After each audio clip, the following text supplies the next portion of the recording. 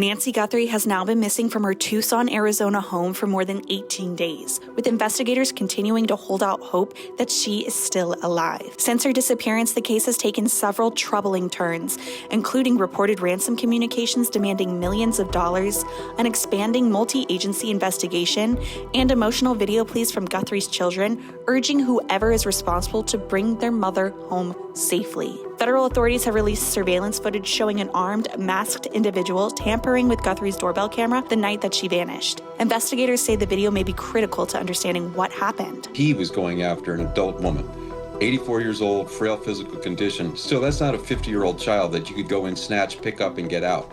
So I thought it was interesting going there by himself, but this video showed us so much. First off, this guy was a bumbler. He was not a sophisticated operator.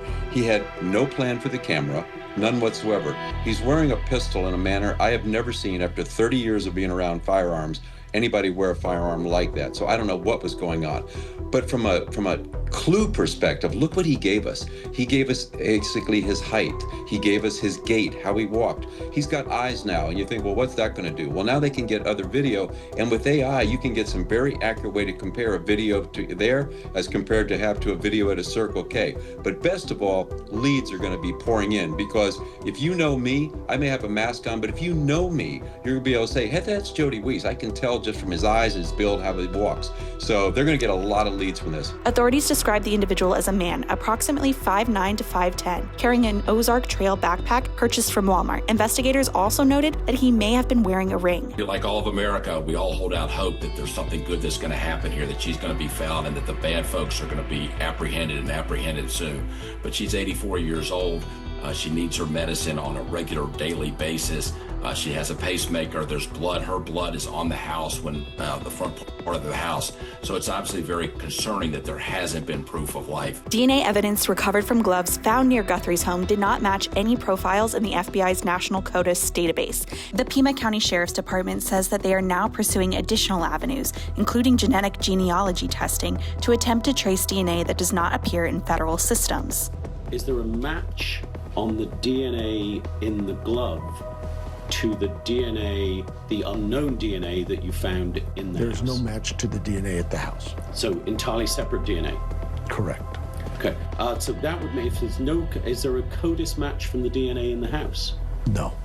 Google is also assisting in the search for Guthrie and is working to access additional video from the rest of Guthrie's house, even though she did not have an active subscription. Pima County Sheriff Chris Nanos said that he is hopeful that more footage is recovered with Google, saying that they don't think they'll be able to access anything, but they will try. They went out and got search warrants. They cooperated with Google. Everybody was working together. They were able to recover some of the information and data that was on the camera. And from what I've heard lately, this guy breaking the camera may have caused all this, because from what I understand on these Nest cameras, once it breaks, it freezes. So it's not overwriting itself, because Nancy Guthrie didn't have a subscription. So I thought it was just remarkable to be able to recover with this level of clarity, this video, because this could be a huge development. It is a huge development in this case. In a significant development earlier in the investigation, authorities detained a person of interest for questioning. This individual was later released without charges. A few days later, investigators conducted a major operation roughly 2 miles from Guthrie's home. The operation involved members of the SWAT team as well as forensic personnel. Law enforcement has not publicly detailed what was recovered during that operation, but officials confirmed it was part of an active investigative effort tied to the disappearance. The FBI remains deeply involved in the case, working alongside local authorities and continuing to review tips from the public. Investigators are also deploying advanced technology, including efforts to detect signals from Guthrie's pacemaker using specialized equipment as helicopters continue aerial searches in the surrounding areas. Yeah, I think it's technology.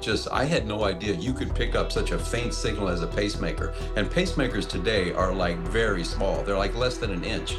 And it's just new technology, amazing antennas that can pick this up. And some people might say, well, what's the advantage of that? Well, think about looking at nighttime, where visual observations wouldn't work, or maybe a light brush if a body was put underneath some brush out in the desert, or maybe a tarp was put over it. So, it's not a magic bullet, but it's one more thing to try and find this poor woman who's been missing now for almost in the third week. A federal reward of $100,000 is now being offered for information leading to the recovery of Nancy Guthrie and/or or the arrest and conviction of anyone involved in her disappearance. Federal agencies beyond the FBI have also assisted. Department of Homeland Security Border Patrol search and rescue units have also supported portions of the search effort, reflecting broad interagency coordination.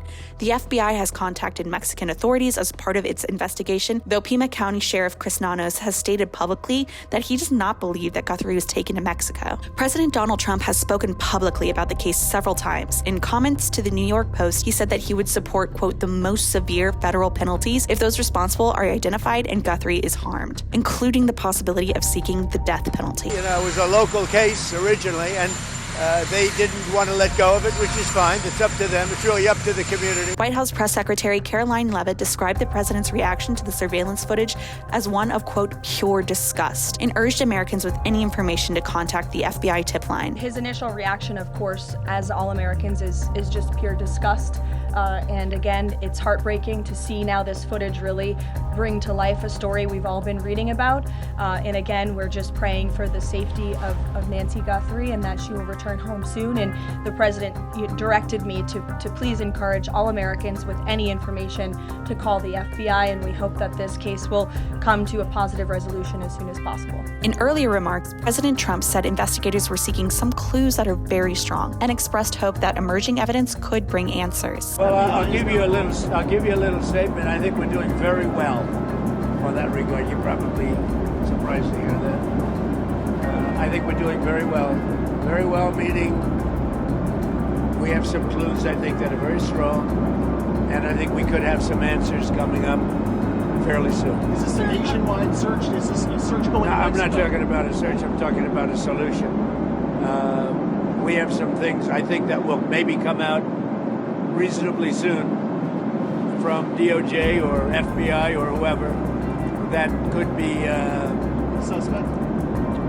Yeah, could be definitive. U.S. Attorney General Pam Bondi also commented on the case, calling Guthrie's disappearance, quote, heartbreaking, and emphasizing the federal agencies are working closely with local investigators to support search efforts. We're doing everything to assist the locals. We're working with the locals. Breaks my heart for Savannah and for her family. I know she's asked for all of our prayers. So please pray for her beautiful mom, pray for her family that she's returned home. That's all we can say about that at this time. But yeah, I've known Savannah for over 30 years, and it's breaking my heart. Local officials have publicly defended their cooperation with federal authorities, rejecting claims that evidence is being withheld and emphasizing ongoing collaboration between agencies. The Pima County Sheriff's Department has also formally cleared Guthrie's family, including her daughter, Today's Show co-host Savannah Guthrie, as potential suspects. I wanted to come on, and it's been 2 weeks since our mom was taken, and I just wanted to come on and say that we still have hope, and we still believe. And I wanted to say to whoever has her or knows where she is, that it's never too late. And you're not lost or alone. And it is never too late to do the right thing. And we are here. And we believe. And we believe in the essential goodness of every human being. And it's never too late. A Bring Her Home banner remains displayed in Tucson as thousands of tips continue to come in. Investigators are actively reviewing neighborhood surveillance footage and doorbell camera video in hopes of identifying additional leads. While national attention on a missing persons case at this scale is rare, authorities say public awareness can generate critical information that may ultimately locate Nancy Guthrie. As the investigation continues, the National News Desk will provide updates as they're confirmed. If you have any information about Nancy Guthrie's disappearance, contact the FBI tip line at 1-800-CALL-FBI or visit tips.fbi.gov.